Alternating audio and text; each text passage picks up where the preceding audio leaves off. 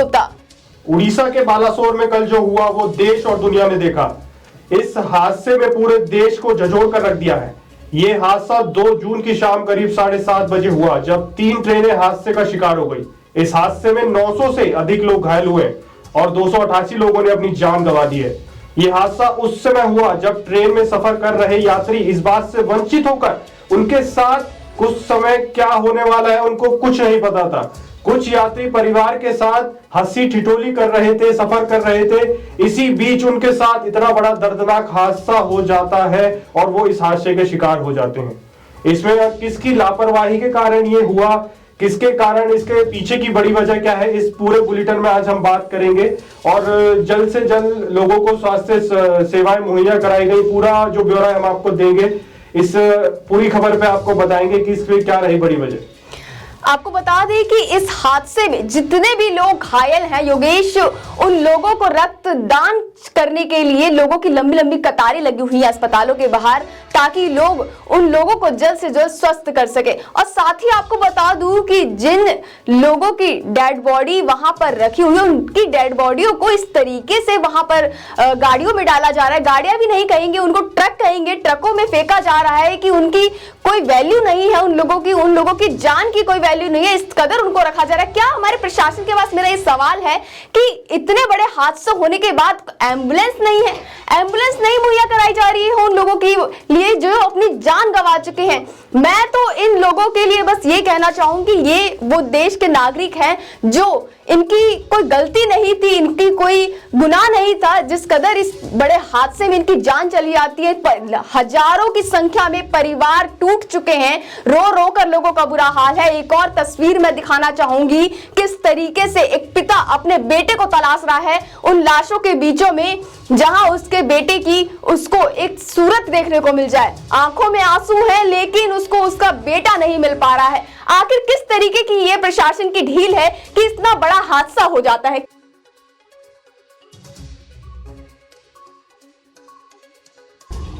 दादा किसे ढूंढ रहे हैं आप? हमारा लड़का भाई। लड़का कौन सा ट्रेन में था? करमंडल में। कहाँ से? शालीमार से उठा था? घर कहाँ पे आपका? हमका सुगो शुगो बास्तीपुर भद्रक जो होता है, हाँ, तो एकताल पदमपुर उसमें अच्छा सुगो होता है। मिला बेटा आपको? मिलता नहीं है अभी तक। नहीं मिला? पुलिस को बताया आपने? हाँ, थोड़ा बात कर देना, मेरे को लोग को पता पड़ा नहीं। मिलता नहीं है।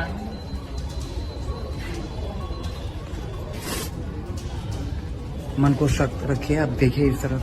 मिलता नहीं, हमने सब ढूंढ लिया। इस पूरी घटना पे पहले मैं आपको बता दूं कि ये उड़ीसा के बालासोर की घटना है, जहां पर 2 दिन पहले की ये घटना है।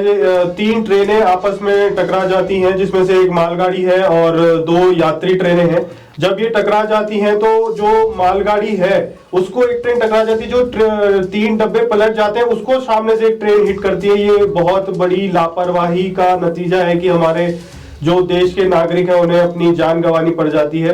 और इस पूरे मामले पर देश में ही नहीं, देश में भी काफी चर्चा का माहौल है, बल्कि विदेशी मीडिया, विदेशी प्रेसिडेंट, प्रधानमंत्री, सबका रुख यहाँ पर है, क्योंकि इसकी गंभीरता को देख के हम ये अंदाजा लगा सकते हैं कि विदेशी मीडिया ने भी इस पर अपनी कवरेज करी है। लेकिन सवाल एक उठता है कि जो मौजूदा सरकार है वो वादे करती है कि हम कवच लाएंगे और इतना इंफ्रास्ट्रक्चर डेवलपमेंट हो रहा है, तो मुद्दा यह है कि इंफ्रास्ट्रक्चर से पहले हमें सुरक्षा मुहैया करानी पड़ेगी, कि सुरक्षा को लेकर पहला प्रायोरिटी देनी चाहिए।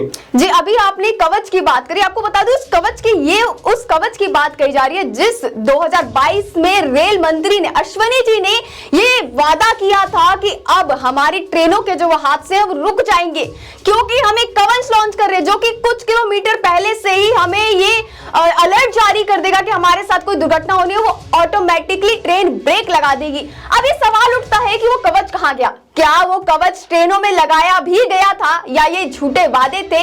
ये झूठी तस्वीरें थी जो हमें दिखाई गई, हमें तसल्ली दी गई कि हमारे साथ अब कुछ समय बाद या उस समय बाद वो हादसा नहीं होगा जब हम किसी दुर्घटना से गुजरने वाले हैं। इस चीज पर ये सवाल पूरा देश कर रहा है, क्योंकि अश्विनी जी ने ये वादे किए थे उस समय जब पिछले अगर बात करें, हिस्ट्री की बात करें, इतिहास की बात करें, इतिहास में भी ऐसे कई बड़े हादसे हुए। उन हादसों के बारे में भी हम आपको बताएंगे कि कितने बड़े वो हादसे थे जिसने पूरे देश को झंझोर कर रख दिया था। और आज 2023 का इतना बड़ा बालासोर का हादसा है जिसमें पूरा देश आज रो रहा है, वो मां रो रही हैं जो अपने बच्चों से नहीं मिल पा रहे हैं, जो अपने परिवार से नहीं मिल पा रहे हैं। इस पर क्या कहना चाहेंगे, किसकी जिम्मेदारी, आखिर कौन है इस चीज का जिम्मेदार? देखिए, जिम्मेदारी की अगर मैं बात कहूं तो पहला जो नाम आता है वो रेलवे का है, क्योंकि रेलवे की तरफ से खामी हुई है। और दूसरी चीज सरकार की है जो बड़े बड़े वादे कर देती है लेकिन पटल पर वो वादे उतर नहीं पाते और हमारी जो आम जनता है उसको कहीं ना कहीं ये सब इस बड़े हादसे से गुजरना पड़ता है। मैं अभी इस हादसे की एक एक डिटेल आपको बताऊंगा, लेकिन उससे पहले आपको बता दूं इस वक्त की बड़ी खबर।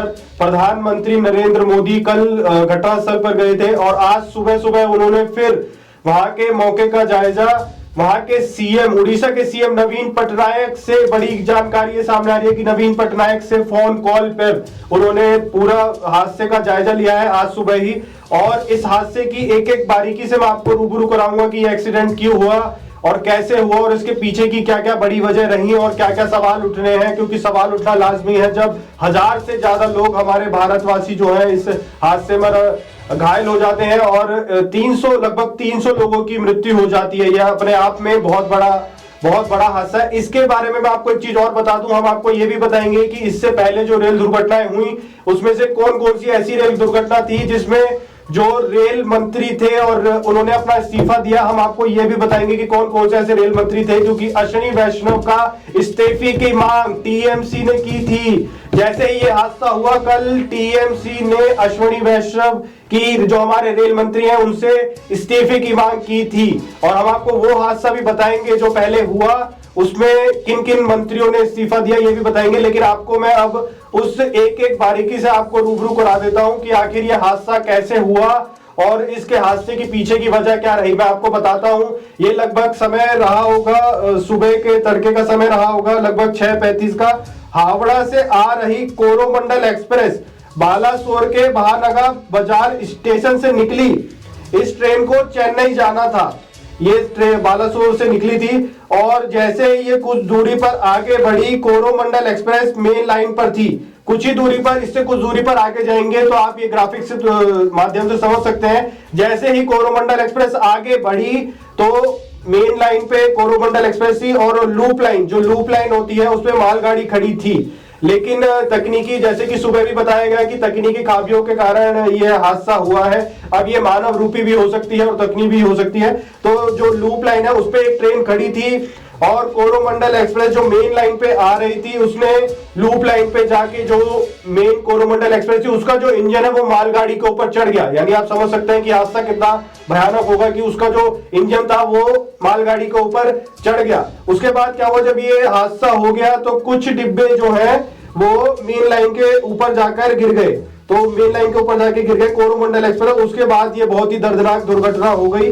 और उसके बाद क्या हुआ, जब कोरोमंडल एक्सप्रेस के कुछ डिब्बे पलटकर दूसरी पटरी पर जा गिरे, तो दूसरी मेन लाइन थी, तो सामने से लूप लाइन पर आ रही मालगाड़ी से जो टकरा गई। उसके बाद ट्रेन का इंजन गाड़ी को डिब्बे पर भी चढ़ गया और उसके बाद शाम लगभग 6:59 पे जिस ट्रैक पर कोरोमंडल एक्सप्रेस के डिब्बे गिर चुके थे उसी पर बेंगलुरु हावड़ा एक्सप्रेस आई और कोरोमंडल एक्सप्रेस के डिब्बों को बहुत बुरी तरीके से हिट कर दिया, क्योंकि उसके पास ऐसी कोई जानकारी मुहैया नहीं थी कि जो सुबह बताया गया कि तकनीकी खामी के कारण यह हादसा हुआ है। और लगभग 7 बजे का समय रहा होगा। कोरोमंडल के एक्सप्रेस जो डिब्बे उतर गए थे उसको बेंगलुरु हावड़ा एक्सप्रेस ने टकराया।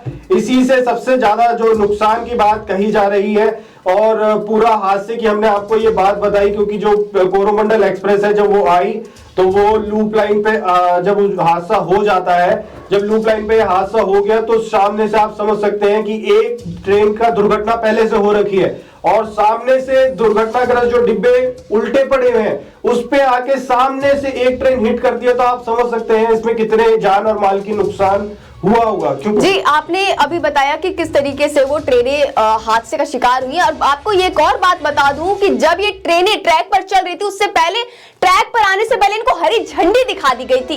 क्या इस घटना की जो जिम्मेदारी है वो रेल मंत्री अश्विनी ले लेंगे या फिर नहीं? क्योंकि अगर देखा जाए योगेश, हम अपने देश की बात करें, जितनी भी ट्रेनें नई लॉन्च होती हैं उनका उद्घाटन किया जाता है, हरी झंडी दिखाने में मोदी जी ही आगे दिखाई देते हैं। अश्विनी हमारे रेल मंत्री तो कभी दिखते ही नहीं हैं।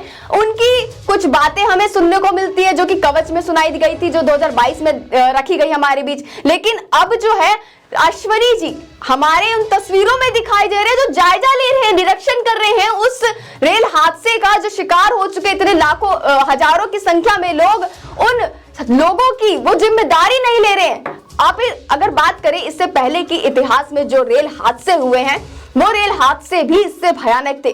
1956 में सबसे बड़ा रेल हादसा हुआ था तमिलनाडु में, जब करीबन 142 लोगों की मृत्यु हो चुकी थी। उस समय लाल बहादुर शास्त्री जी ने इस्तीफा दे दिया था अपने पद से, उन्हें अपने रेल मंत्री के पद से इस्तीफा दे दिया, तो उन्होंने इस पूरे जिम्मेदारी ली थी इस हादसे की। आखिरकार अश्विनी जी क्यों नहीं ले सकते इसकी हादसे की जिम्मेदारी? क्योंकि अब टीएमसी इनकी मांग करी है इस्तीफे की, अभी तक कोई भी जिम्मेदार नहीं ले रहा है। अगर बात करें उससे भी पहले की और उसके बाद की अगर रेल हादसे की, तो 1999 में भी असम का एक ट्रेन हादसा हुआ था, सबसे बड़ा वो रेल हादसा था जब ट्रैक से ट्रेन उतर जाती है। उस समय भी वो बहुत बड़ा हादसा बताया गया था, काफी बड़ा हादसा था। और अगर बिहार की बात करें, बिहार में भी एक रेल हादसा हुआ जब 1981 में एक ट्रेन पूरी नदी में जा गिर जाती है। किसकी जिम्मेदारी थी वो? उस समय नीतीश कुमार ने, लाल बहादुर शास्त्री ने इन हादसों की जिम्मेदारी लेके जब वो अपने रेल मंत्री थे अपने पद से इस्तीफा दे दिया था। अब जो है अश्विनी देखना ये है कि क्या अपने पद से इस्तीफा देंगे या फिर नहीं। जो मांग की जा रही है, लोग ये सवाल पूछ रहे हैं कि इन हादसों का जिम्मेदार आखिर कौन है, वो कवच कहां गए जो हमें बताए गए थे कि इन ट्रेनों में लगाए जा रहे हैं। आप क्या कहेंगे इस चीज पर योगेश? देखिए, मैं बता दूं, उस समय जो आपने किस्सा बताया हमारे दर्शकों को, ये काफी अहम हो जाता है इस समय, क्योंकि ये जो दुर्घटना हुई है उसके बाद जैसा आपने बताया कि हर फ्रंट पे हमें मोदी जी दिखाई देते हैं, जबकि जब रेल मंत्रालय का कोई काम होता है तो उसमें ऑब्वियसली रेल मंत्री का काम होता है, चाहे वो वंदे भारत का उद्घाटन हो या तेजस का उद्घाटन हो, कोई भी ऐसा उद्घाटन हो जो रेल मंत्रालय से जुड़ा हुआ है, तो ऑब्वियसली उसमें रेल मंत्री की ही जिम्मेदारी होती है, चाहे वो उद्घाटन की हो या किसी की भी। तो उसमें सामने से फ्रंट पे मोदी जी आके उद्घाटन करते हैं। लेकिन अब जब इतना बड़ा हादसा हो जाता है तो हादसे में मोदी जी बाद में पहुंचते हैं, पहले रेल मंत्रालय के मंत्री जो अश्विनी वैष्णव पहुंचते हैं और पूरा मौके का जायजा लेते हैं। लेकिन मौके का जायजा लेने से ज्यादा जरूरी है कि वो हादसे की पूर्ण रूप से जिम्मेदारी लें और अपना इस्तीफा दें, क्योंकि नीतीश कुमार जो आज के बिहार के सीएम है, वो भी जैसे कि कोमल ने आपको बताया कि उस समय वो रेल मंत्री थे तो उन्होंने इस्तीफा दिया था। इस्तीफा देने के बाद उन्होंने बोला कि मेरी पूर्ण रूप से जिम्मेदारी है, मेरे मंत्री रहते हुए एक पूरी की पूरी ट्रेन का हादसा हो जाना, मैं पूर्ण रूप से जिम्मेदारी लेता हूं और अपने इस्तीफा देता हूं। और आज इतना बड़ा हादसा हो जाता है जिसमें 1000 से ज्यादा लोग गंभीर रूप से घायल हैं और 300 से ज्यादा लोग लगभग मृत्यु हो गई है। और वीडियो जैसे हमने आपको दिखाया कि हमारा देश विश्व गुरु बनने के और कगार पर है, और भाजपा जैसे लगातार कहती ही रहती है कि भारत विश्व गुरु है। मैं चाहता हूं कि भारत विश्व गुरु बने, लेकिन हमारे देश के लोगों के लाशों के ऊपर चढ़ के अगर ये विश्व गुरु बन रहा है तो हमें ऐसा विश्व गुरु नहीं चाहिए।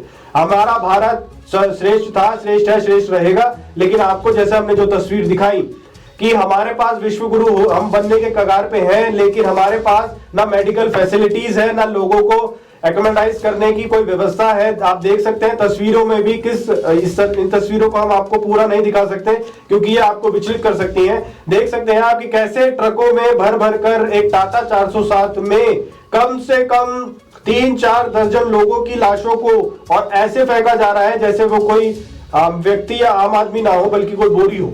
तो इस पर भी बात करने की जरूरत है आज देश में। जी बिल्कुल, देश में इस चीज पर बात होनी चाहिए कि उन लोगों का क्या जिनका परिवार उजड़ गया, जिनकी माँ की आंखों में आंसू है, पिता अपने बेटे को ढूंढ रहा है, लेकिन उन लोगों की ही कोई आज वैल्यू नहीं की जा रही है। उनकी डेड बॉडियों को इस तरीके से फेंका जा रहा है कि उनकी आज देश में ना होना ही तय था पहले से इस तरीके से रखा जा रहा है। ये कहीं ना कहीं बहुत विचलित कर देने वाली तस्वीरें हैं जो हम आपको अभी दिखा नहीं सकते हैं पूर्ण तरीके से, लेकिन हम आपको जानकारी दे रहे हैं। ऐसी ऐसी तस्वीरें सामने आई है इस हादसे की कि पूरे देश को इस तस्वीरों ने झंझोड़ के रख दिया है। अब सवाल ये उठता है कि ये तो 2023 का एक बड़ा हादसा था, रेल हादसा, जिसमें हजारों की संख्या में लोग घायल हुए और कितने सारे लोगों की मौत हो चुकी। क्या जिम्मेदारी लेते हैं आज भी प्रधानमंत्री और रेल मंत्री की अब जो है कोई इससे बड़ा हादसा नहीं होगा?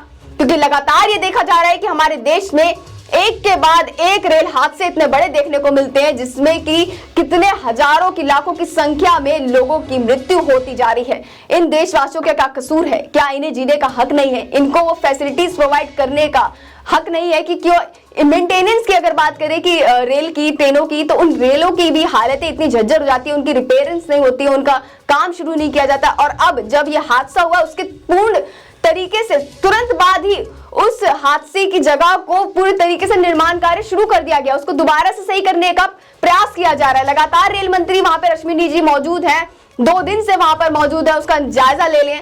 क्या इससे पहले वो जायजा नहीं ले सकते थे जब ये कवच की बात की गई थी कि हमारे जो हमने कवच लॉन्च की बात की है वो ट्रेनों में लग चुका है या फिर नहीं लग चुका है? देखिए, ये इस बात को मैं भी आपको बताऊंगा जो कोमल ने कही, लेकिन आपको मैं एक बड़ी बात बता दूं कि अभी हमारे पास ब्रेकिंग आई है कि जो मृत्यु का आंकड़ा है वो बढ़ सकता है। जी हाँ, जो मृत्यु का आंकड़ा है वो लगभग बढ़ता जा रहा है और जो सीरियस रूप से गंभीर लोग हैं, जो 1000+ का आंकड़ा हम आपको बता रहे थे, वो भी बढ़ सकता है। ये अभी की ब्रेकिंग आ रही है, जो मृत्यु का आंकड़ा वो भी बढ़ सकता है और जो गंभीर रूप से घायल है वो भी बढ़ सकते हैं। हालांकि उड़ीसा के जो सीएम है नवीन पटनायक, उन्होंने पूर्ण रूप से बोला है कि हर स्वास्थ्य व्यवस्था मुहैया कराएंगे और एम्स के जो दिल्ली एम्स के डायरेक्टर है मनसुख मांडविया जी, वो भी वहां पे पहुंचे हुए हैं ताकि जो दुर्घटना में जो घायल है, जो गंभीर रूप से घायल है, उनको अच्छा स्वास्थ्य व्यवस्था मुहैया कराई जाए ताकि वो जल्दी से जल्दी ठीक हो।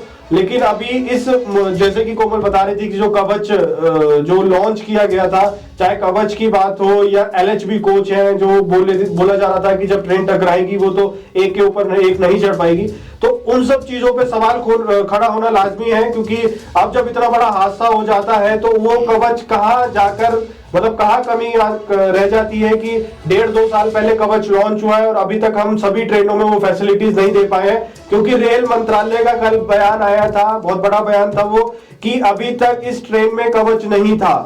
इस ट्रेन में कवच ना होना इस हादसे की जो इतनी गंभीरता है, जो देश विदेश में पूरा ये इसकी गंभीरता को देखते हुए पूरा फैल गया है, तो कवच का ना होना इसी जो इतने बड़े दुर्घटना हो गई उसकी वजह भी इसको माना जा रहा है। लेकिन आने वाले समय में मैं सरकार और रेल मंत्रालय और जितने भी रेलवे के बड़े अधिकारी हैं उनसे यही अपील करूंगा कि इंफ्रास्ट्रक्चर डेवलपमेंट बात की बात है, पहले आप हमारे जो रेल मुसाफिर हैं उनकी सुरक्षा पे बात की जाए, उनकी सुरक्षा मुहैया कराई जाए ताकि आने वाले समय में इस तरह की जो दुर्घटना है वो दोबारा ना हो पाए।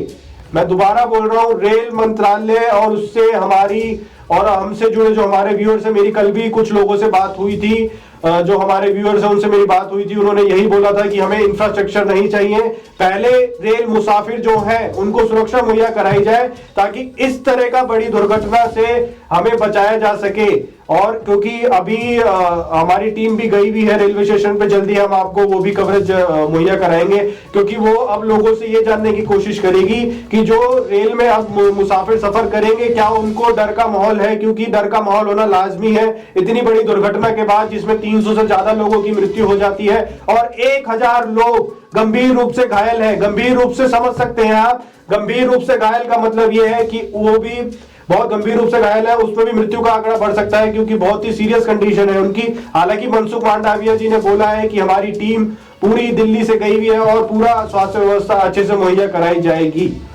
जी, अभी तक के लिए इतना ही और बाकी आपको अपडेट देते रहेंगे कि क्या क्या अपडेट मिल रही है इस रेल हादसे में, और बाकी आगे दिखाएंगे कि हमारी जो टीम है उन्होंने बातचीत में लोगों से जब बातचीत की इस हादसे के बारे में तो उनका क्या कहना है, क्या उनके अंदर जो है वो डर बैठ चुका है कि इस तरीके से अगर वो भी सफर करते हैं तो उनके साथ हादसा हो सकता है या फिर नहीं। बने रहिए हमारे साथ, बाकी अपडेट्स के लिए देखते रहिए न्यू इंडिया न्यूज नेटवर्क। नमस्कार। नमस्कार।